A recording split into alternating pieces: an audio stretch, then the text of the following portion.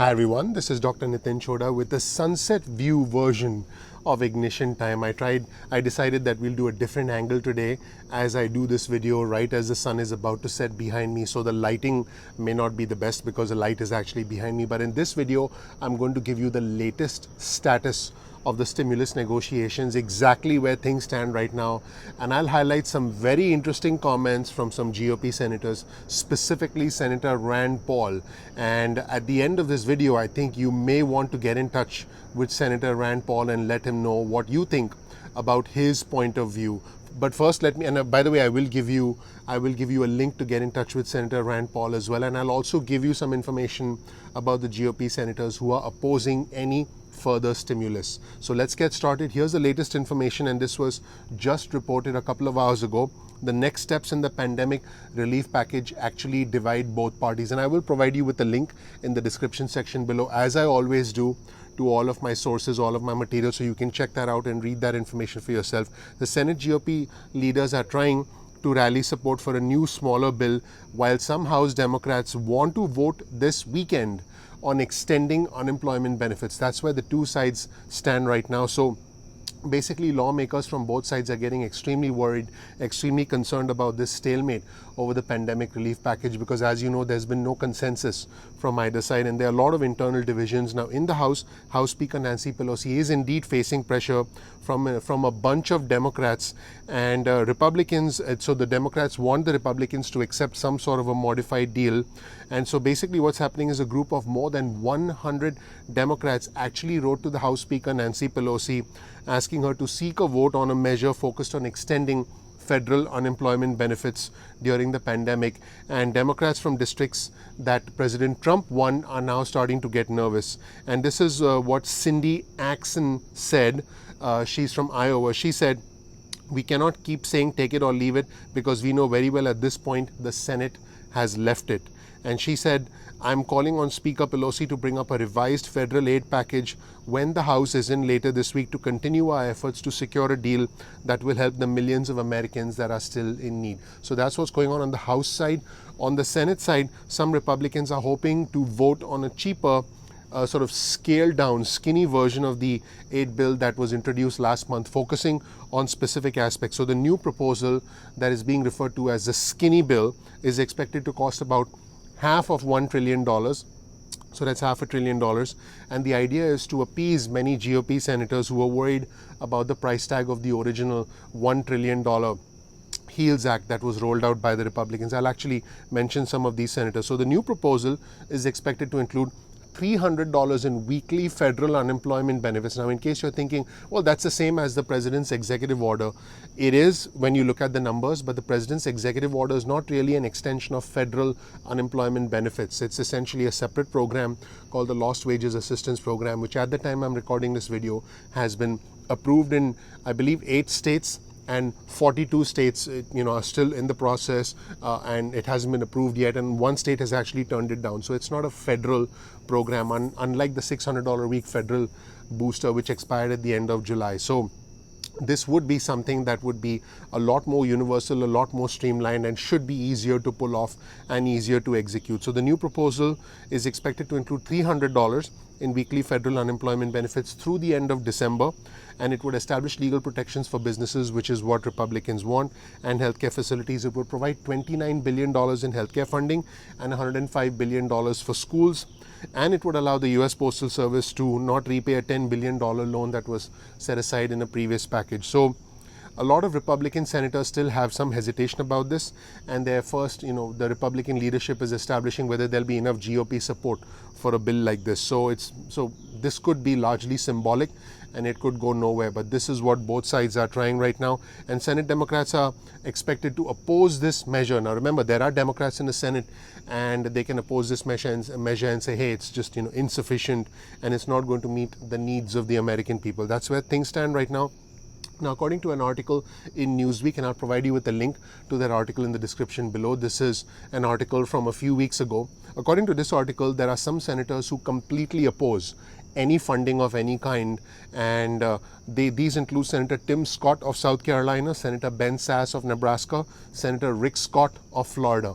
Now, this article also mentions Senator Lindsey Graham, but I have to tell you that Senator Lindsey Graham did talk about 100% wage replacement since this article came out. So as far as Senator Lindsey Graham's latest position is concerned, I'll probably check in with him, or so can you. But Senator Lindsey Graham did support 100% wage replacement the last time I checked. Now, one of the most vocal critics of any further stimulus is Senator Rand Paul from Kentucky. My team was actually able to track down the actual interview with Senator Rand Paul on Fox News. So we'll show you a clip of that interview right now. And after we finish that clip, we'll get right into the rest of my video. Let's watch the clip from Senator Rand Paul on Fox News today.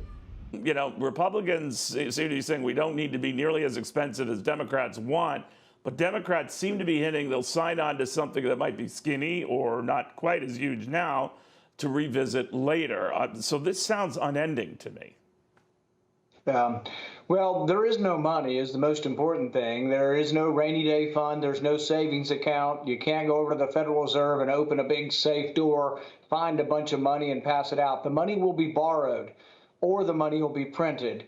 And both of them have ramifications. If we do another trillion, we'll be at about 5 trillion for 1 year. We have never, ever in the history of the United States borrowed so much so rapidly. And I fear the consequences. I don't know how quickly the consequences come, but I fear that the stock market is going to see that. And the stock market is also going to worry about having, all 3 branches of government in Democrat hands. I foresee a catastrophe for the market if the Democrats win the election and we keep borrowing money, and then they'll be back in December saying, oh, we need 2 trillion more.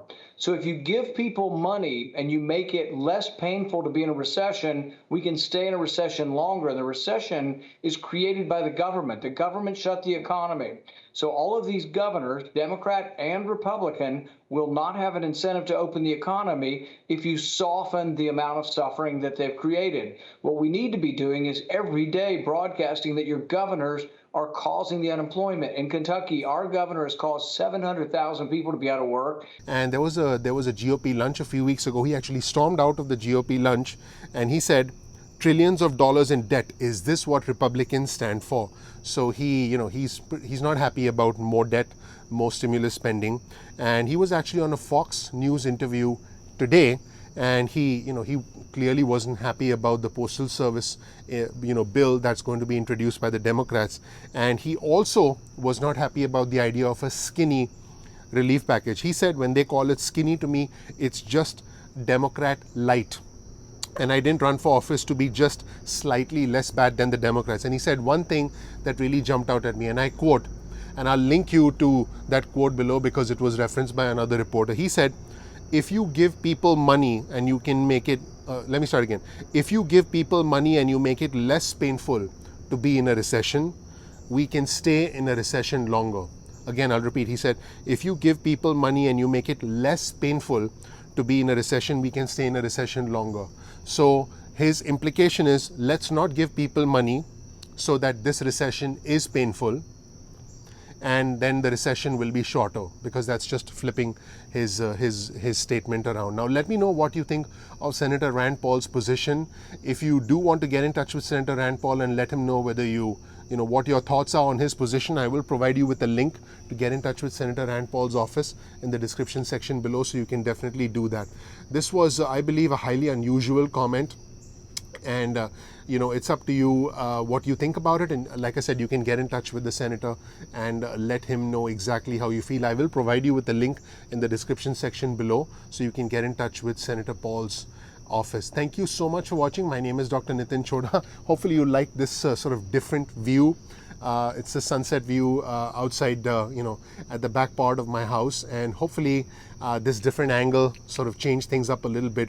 But more importantly, I wanted to give you an update about the negotiations, and it seems like there are still some GOP senators who are very firm about trying to block any further relief, which has been the problem from day one. Now, both sides are inching closer together.